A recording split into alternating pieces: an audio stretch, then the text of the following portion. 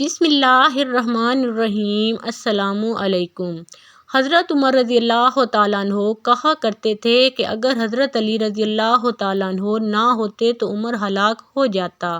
کیونکہ بسا اوقات ایسے مقدمات اور پیچیدہ مسائل سامنے آتے تھے جنہیں سن کر دماغ معاف ہو جاتا اور جن کو حل کرنا تقریباً ناممکن لگتا۔ ظاہر ہے اس قسم کی صورتحال میں پھر انصاف کی فراہمی بھی مشکل ہو جاتی، مگر حضرت علی رضی اللہ تعالیٰ عنہ اپنی نقطہ رس نگاہ سے ان مقدمات کے ایسے فیصلے کرتے اور ان مسائل کو ایسے حل کرتے کہ عقل دنگ رہ جاتی اور لوگوں کو بلا تعطل اور مکمل انصاف بھی مل جاتا تھا۔ مگر ایک دفعہ ایک بچے نے حضرت عمر رضی اللہ تعالیٰ عنہ سے اپنے باپ کے مال کا مطالبہ کیا۔ اس نے بتایا کہ میں مدینہ میں ہوں اور میرا باپ کوفہ میں فوت ہوا ہے۔ حضرت عمر رضی اللہ تعالیٰ عنہ نے بچے کو جھڑکا اور کہا، تیرا دماغ خراب ہے، کوفہ میں مرنے والا تیرا باپ کیسے ہو سکتا ہے، جبکہ وہ اتنا بوڑھا تھا کہ قابل اولاد بھی نہ تھا۔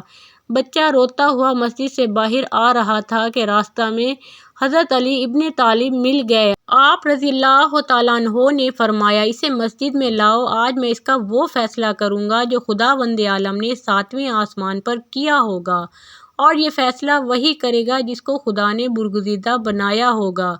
آپ رضی اللہ تعالیٰ عنہ نے پوچھا کہ بچے کے والد کی قبر کہاں ہے؟ بتایا گیا کہ وہ کوفہ میں تھا، لیکن اس کی لاش کو وہاں سے لا کر مدینہ میں دفن کیا گیا تھا۔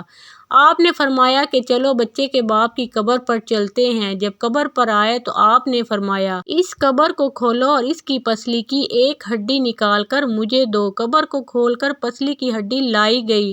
حضرت علی رضی اللہ تعالیٰ عنہ نے ہڈی بچے کو سونگنے کے لیے دی۔ بچے نے جوں ہی ہڈی کو سونگا، اس کی ناک سے خون کا فوارہ جاری ہوا۔ آپ نے فرمایا، یہ میت اس کا واقعی باپ ہے، اس کا مال اسے دے دو۔ حضرت عمر رضی اللہ تعالیٰ عنہ نے کہا، یہ کیسے ہو سکتا ہے کہ ہڈی سونگنے سے خون آ جائے اور ہم مال اس کے حوالے کر دیں؟ آپ نے جواباً فرمایا، اچھا اب یہی ہڈی دوسروں کو سونگاؤ۔ جب وہ ہڈی دوسروں کو سونگائی گئی تو کسی پر کوئی اثر نہیں ہوا۔ آپ نے فرمایا کہ ایک مرتبہ پھر بچے کو سونگاؤ۔ جوں ہی وہ ہڈی بچے کے ناک پر رکھی تو فوراً خون کا فوارہ جاری ہوا۔ آپ رضی اللہ تعالیٰ عنہ نے فرمایا کہ اگر مرنے والا اس بچے کا باپ نہ ہوتا تو اس کی ناک سے خون جاری نہ ہوتا۔ چنانچہ حضرت عمر رضی اللہ تعالیٰ عنہ نے اس میت کا تمام ترکہ اس بچے کے حوالے کر دیا۔